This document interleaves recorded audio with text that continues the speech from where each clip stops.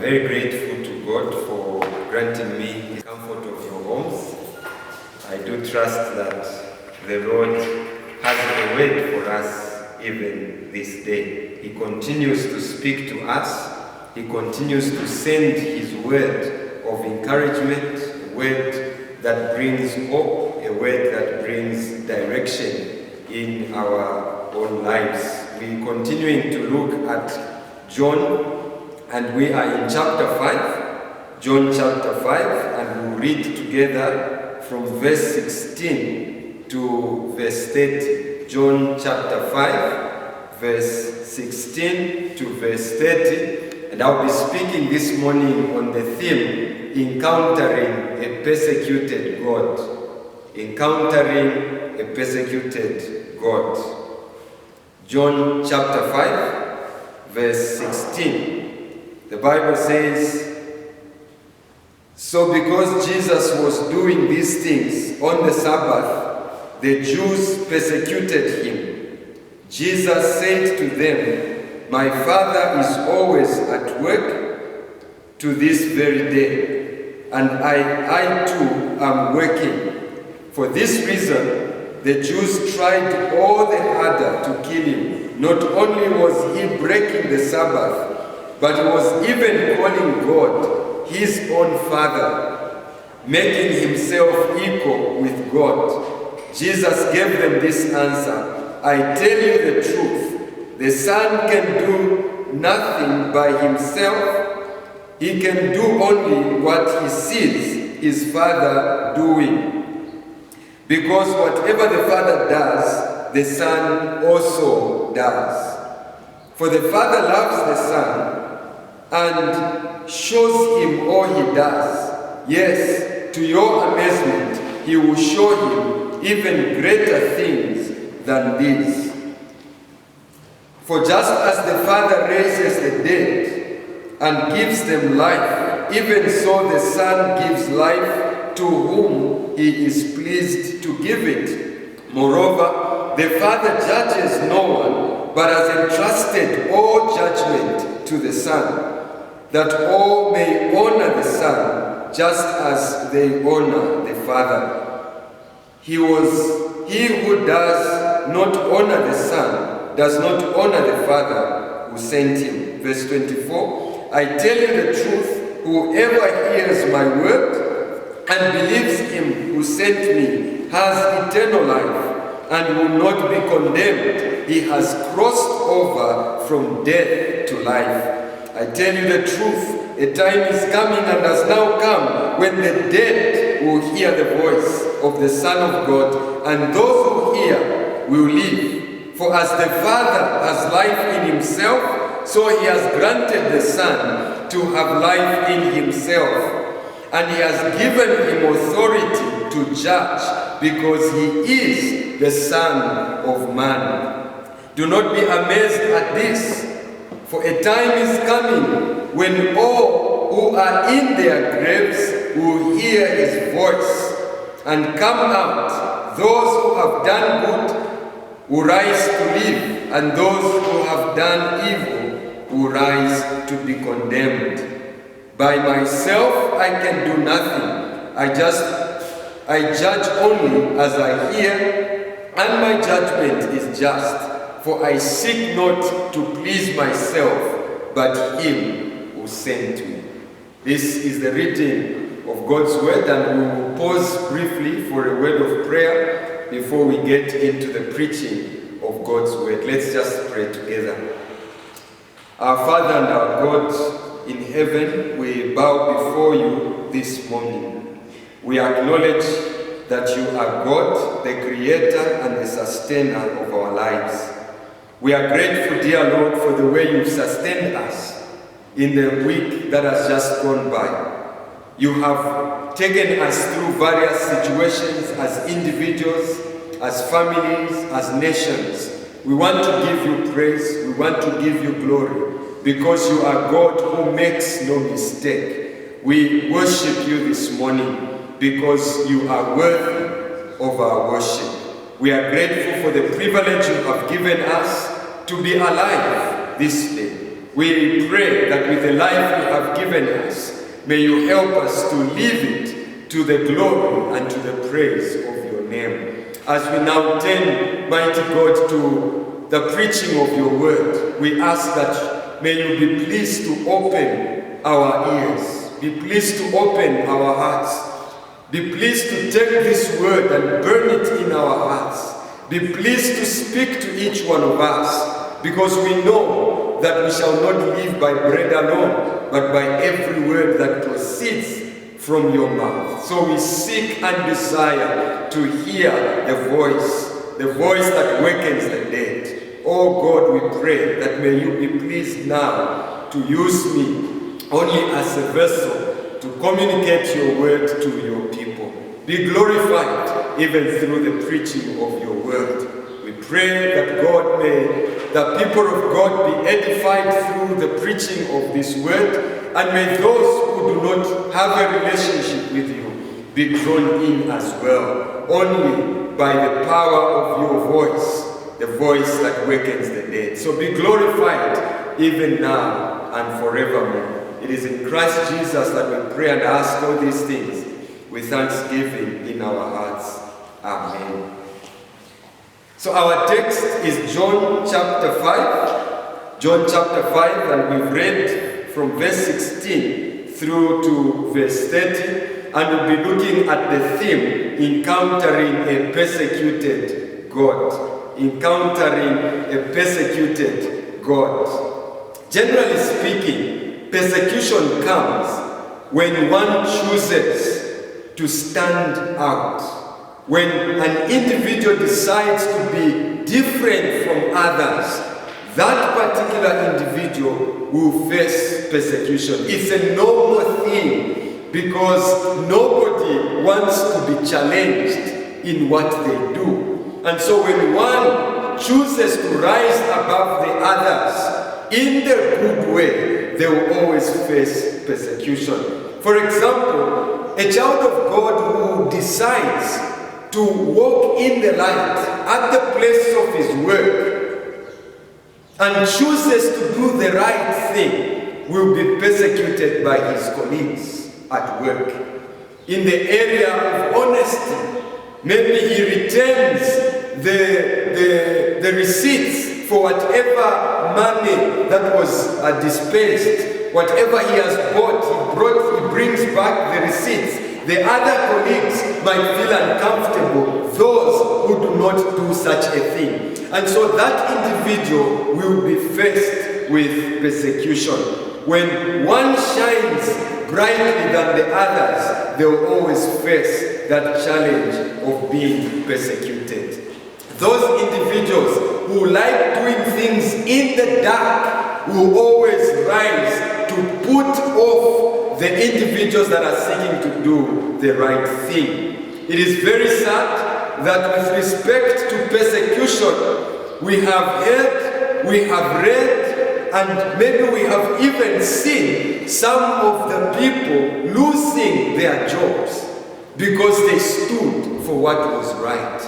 They were immediately kicked off, immediately shown the door of the workplace because of their commitment to the right thing, because of standing for the truth. They have ended up losing their jobs. Some of the individuals have even ended up losing their own lives. They've died because individuals have just risen to get rid of those individuals because of their way of life. Persecution arises when one chooses to be different. When you dare to be different, you will always face persecution from individuals who want to live lives of wickedness. And especially to the Christians, it is very clear, the Bible tells us that when we as individuals choose to walk the Calvary road, we will face persecutions. Every child of God, everyone who decides to walk with God will face challenges, will face persecution. And so we see that persecution is something that is common and close to every Christian across the generations that have passed, we have known of individuals that have been persecuted. The church has been attacked many times, and people have tried to kill Christianity, but they have failed. And like it is said, the blood of the martyrs has always been the seed for the church. When they thought they have killed Christianity, and the blood of those faithful men and women oozed to the ground, became the seed that caused the church to grow to this very day. And so we see that persecution is a part and parcel of the Christian journey.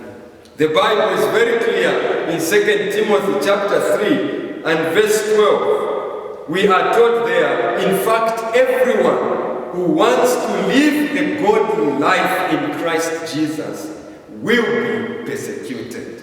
Everyone who wants to live that Christian life in Christ Jesus, a godly life in Christ Jesus, will be persecuted. So, persecution shouldn't appear to be a strange thing. It is something that God is saying, those who choose to live a godly life will undergo persecution. They will be persecuted. And the Bible says, while evil men and impostors will go from bad to worse, deceiving and being deceived. So the godly people will be persecuted, while those who are evil, the Bible is saying, will go from bad to worse. Their condition will never be better according to that portion of Scripture. So as we reflect on Christ's life, as we are seeking to encounter this persecuted God, we know very well that Jesus is God.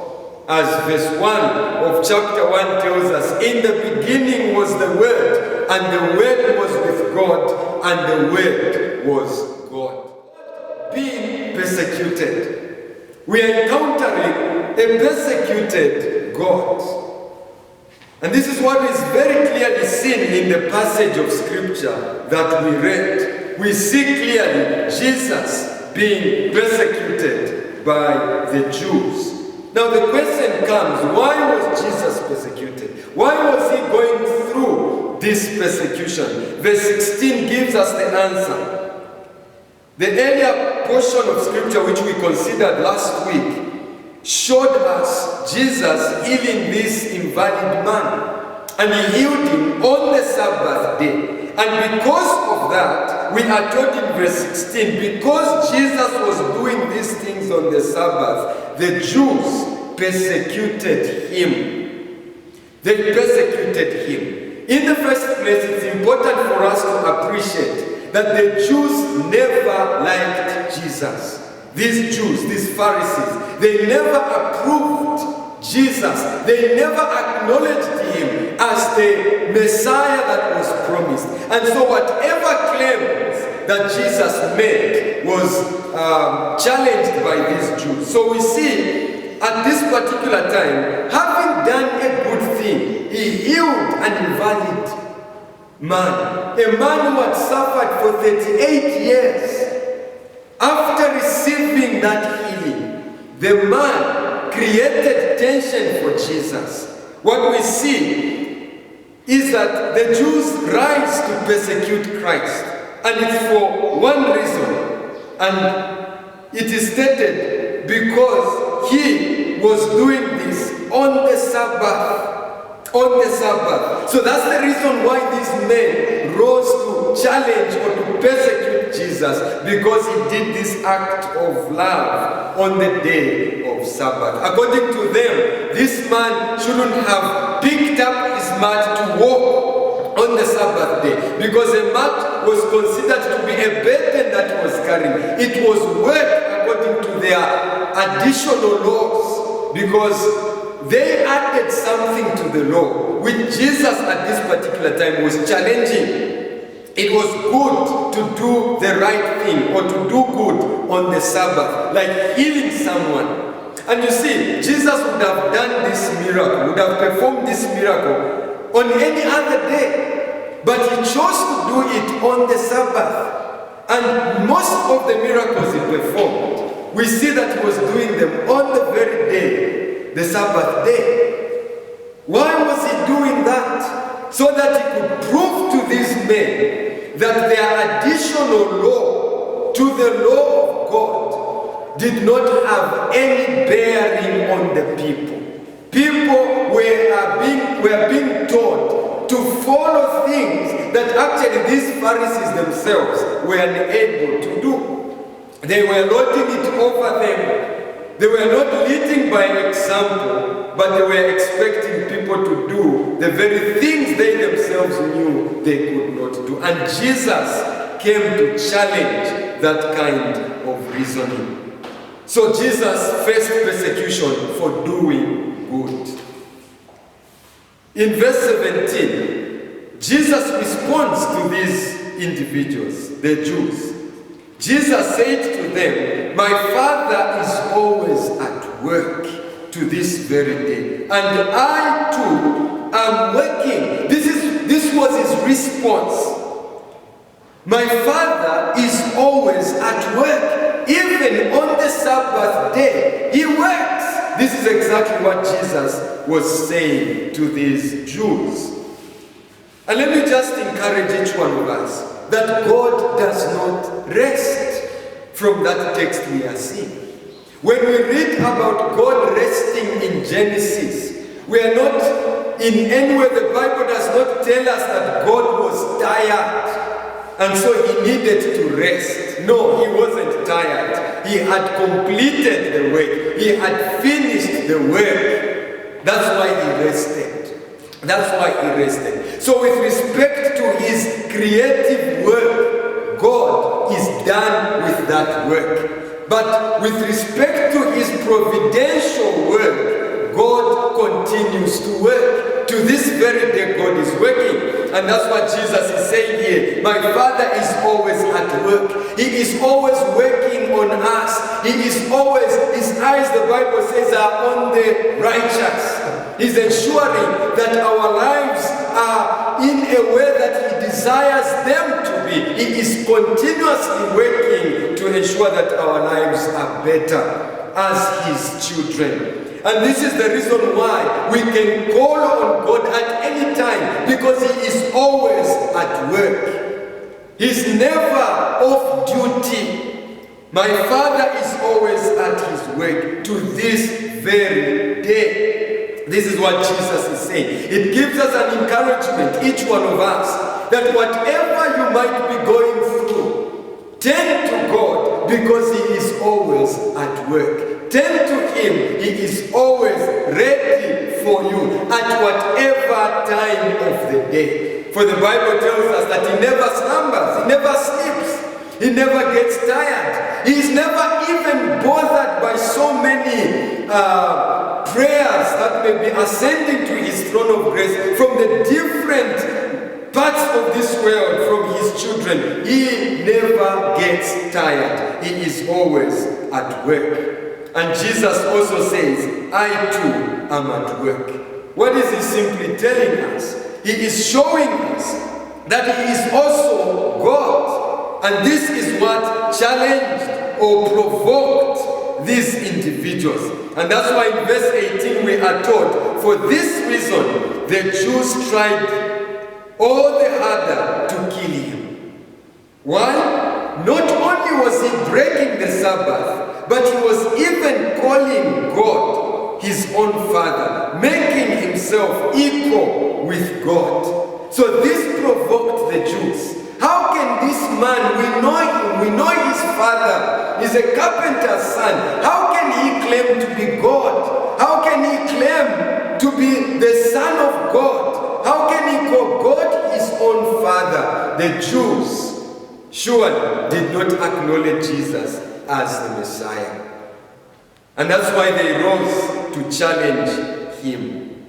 They rose to challenge him. Let us look now at the relationship that Jesus had and has with the Father. From the text that we have read, we will walk through the passage to the very end in examining the relationship that Jesus has with the Father and the relationship that Jesus has with humanity.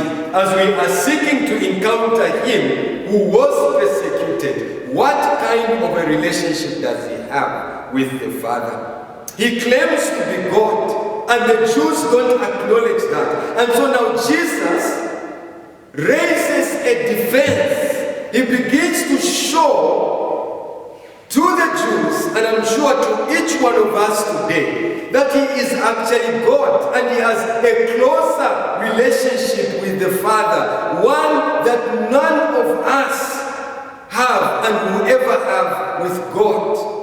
Because we are created beings. He is not a created being. He is the Creator.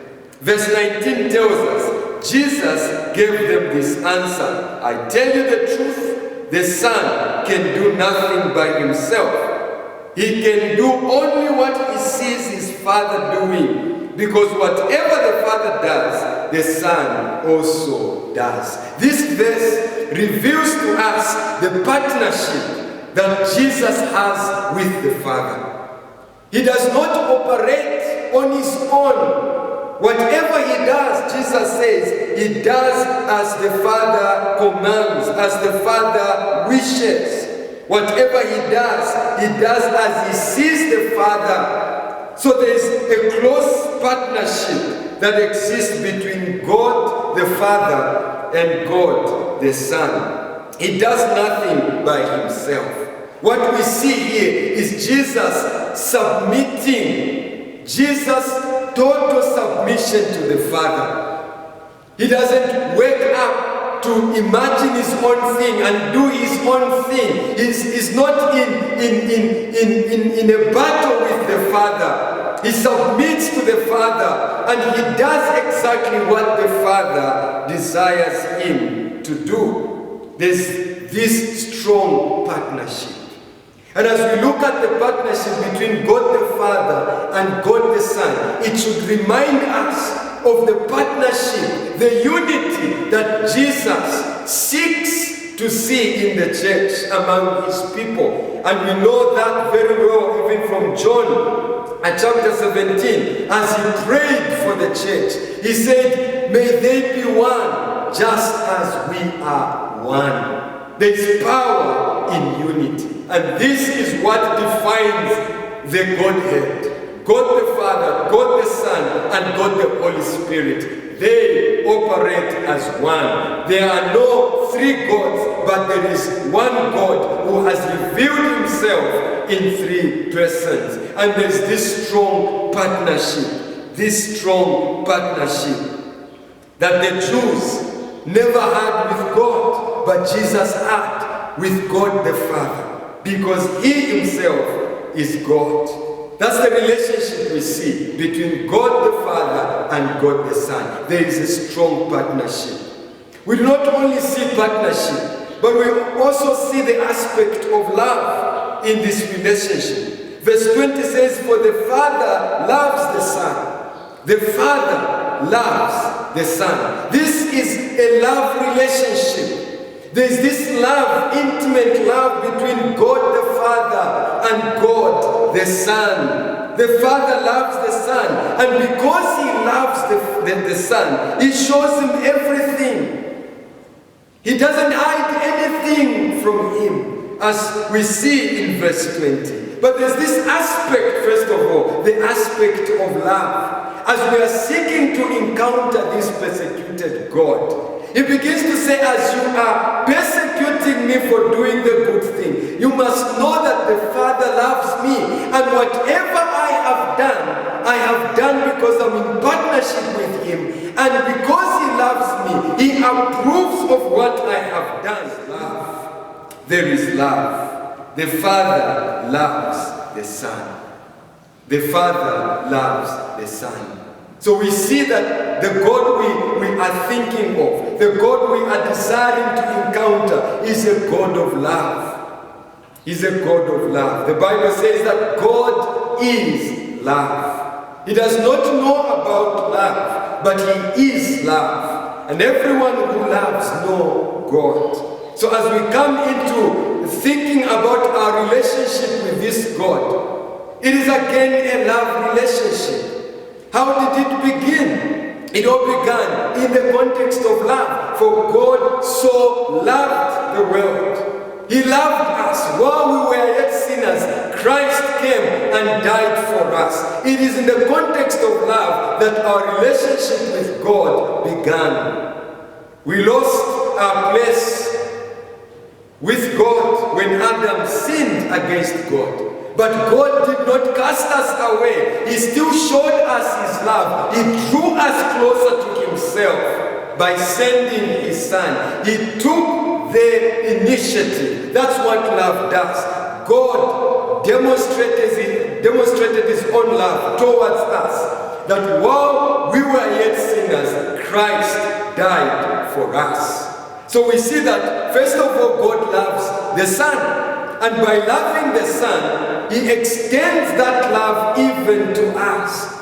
And it is amazing that this God who loves his Son was ready to have his Son hang on the cross for our sake. He was ready to part away with his Son for a moment when Jesus had to pay for our sins. The Father turned his face away from his Son whom he loves.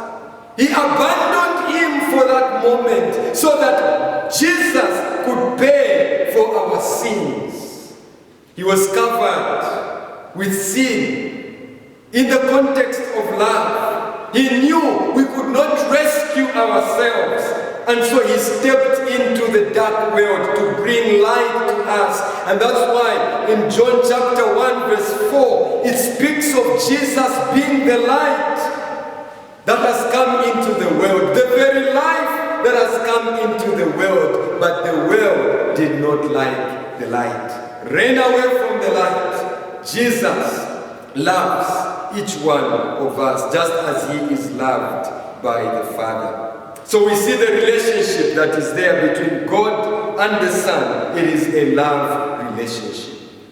And this is what he seeks each one of us to have. Those who are born of God must be individuals that have love in their hearts. Love for God, love for God's word, and love for God's people. This is what we must be seen demonstrating. If we truly belong to God, we must have love in our hearts. We must love the people of the world by taking the gospel to them. We must love the people who are lost by praying for their salvation. We must love the people of the world by taking Christ to their doorsteps, preaching Christ to them. We see that God did the same. He sent his Son to come and rescue us. Now that we have been rescued, now that he has planted love in our hearts, as Romans 5 verse 5 says, the Spirit of God has poured love in our hearts. May this love be reflected in the way we live, in the way we relate one with the other. Everyone who is born of God loves. Is there love in your heart? Is there love for God? Love the Lord your God with all your heart, with all your mind, with all your strength, with all your soul. Do you love God in the manner he desires to be loved? Look at the way you spend your time, for example. If you love God, does he have space within the time frame he has given to you? Do you spend time with him in prayer, in the study of his word? That's how you tell whether you love him or not. When you talk of the resources that you have, do you remember God? Do you remember he is the one who gives you the ability to create wealth? And in so doing, do you remember to turn back what belongs to him in terms of the tithes and offerings? Are you faithfully showing your love for God in that way? We see that the Father loves the Son. That's the relationship that we see very clearly in verse 19. Rather, in verse 20. The Father loves the Son. And because he loves the Son, we are taught that he does not hide anything from him. He doesn't. The Bible says there, for the Father loves the Son and shows him all he does. He shows him all he does. He doesn't hide anything from him. Yes, to your amazement, he will show him even greater things than these. What we see there in terms of the relationship between God the Father and God the Son is that there is transparency in the manner in which they relate. There are no secrets between God the Father and God the Son. They are one. Whatever the Father does, he shows the Son. This is what I am doing. This is what I'm about to do. He does not hide anything from his Son. This relationship is a love relationship. And all this, Jesus is pulling out to defend the reason why he is saying he is God. That is in a partnership with the Father. He's in love with the Father. And there's transparency. Whatever that the Father does, Jesus also does. It is these reasons that Jesus is pulling out to prove to the Jews that he is indeed God. That he has the authority to actually do what he has done on the Sabbath. He has the authority. This is the God that we are looking at, the persecuted God. He goes on again, just putting out reasons why he is putting up this claim. In verse 21, we are told, for just as the Father raises the dead and gives them life, even so the Son gives life to whom he is pleased to give it.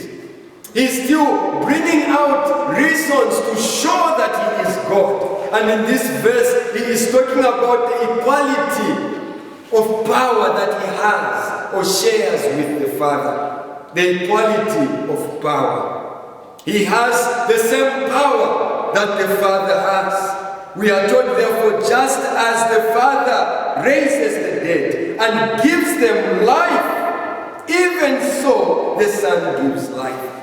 The Son has the power that the Father has. He's able to give life. There is life in the Lord Jesus Christ.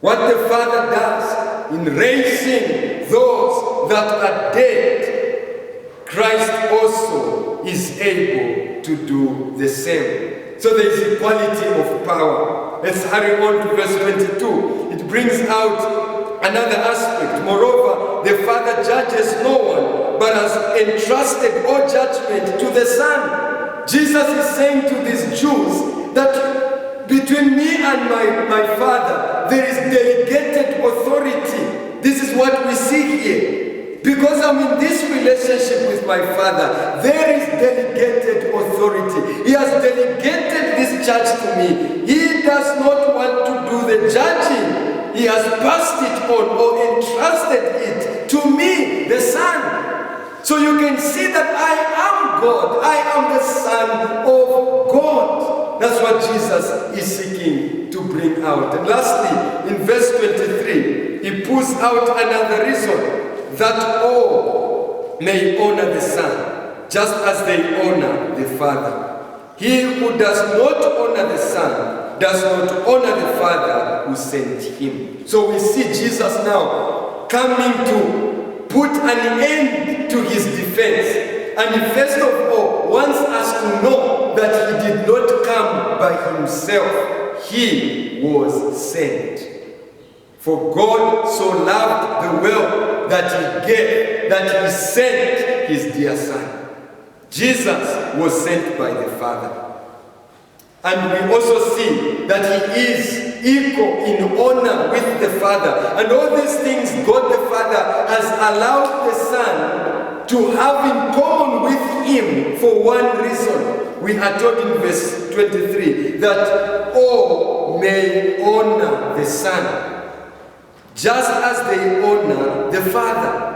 So the same way God is honored, God the Father is honored, is the same way God the Son must be honored. This is what Jesus was telling these Jews. That just as you honor God, the Father, you must be able to honor me as well. This is the reason why I'm in partnership with Him. This is the reason why He loves me. This is the reason why there's transparency between us and the equality of power, delegated authority. All these are there so that you can know that I am God. In other words, Jesus was simply telling these Jews that as you look at me, you are looking at God. Honor me just as you honor God. So this is the relationship that Jesus has with the Father.